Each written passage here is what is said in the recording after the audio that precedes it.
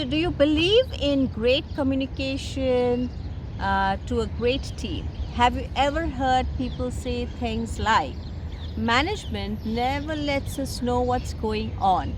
Our questions and concerns don't get through to them, or they just don't care. They're too busy looking out for themselves. Unfortunately, this lack of communication, typically of the situation, is in too many organizations. Here's a list of most common failings by managers that help to foster communication breakdown. And I really call them the top 10 communication sins. So, let's write down what are the top 10 communication sins that you should really avoid with your team. The number one is commanding, ordering people around. It really tends to produce resentment and anger.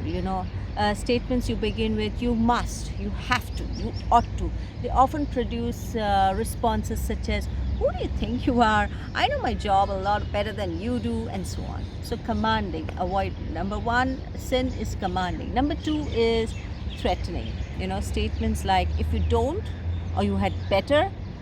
These kind of statements literally encourage rebellions in your teams. Number three is giving unsolicited advice when you're not asked for advice. The only advice that is valued is advice that is asked for.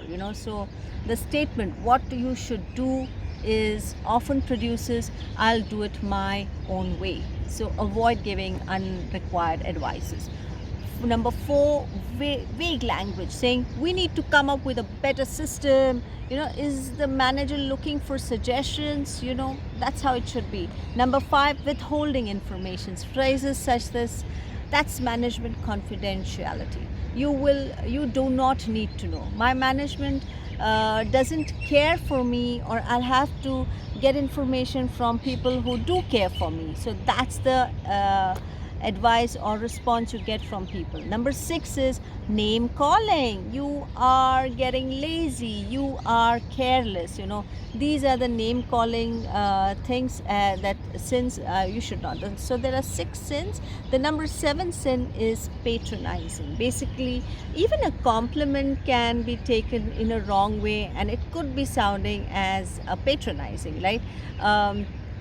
Let's say a lot has to do with the employee's experience with the current and past managers. A comment like, I'm glad you finally got that project done.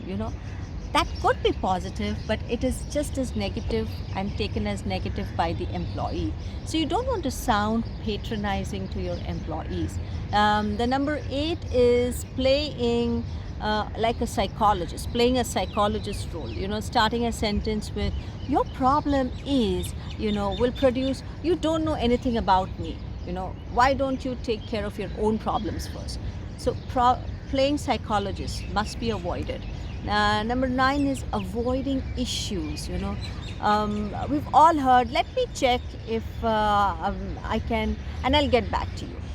This is a typical avoiding issues. So stop that and don't communicate in that manner. And number 10 is sarcastic remarks, wisecracks that put people down, such as, I'm glad to see you finally made it on time.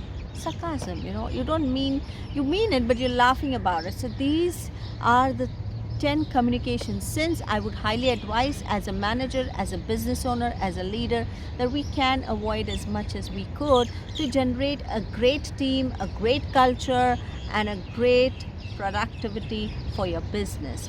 So if you have to know more about team culture and get ahead of it, please do give my team and me a call. This is Priscilla Kambata, changing lives of every committed business owner. Thank you.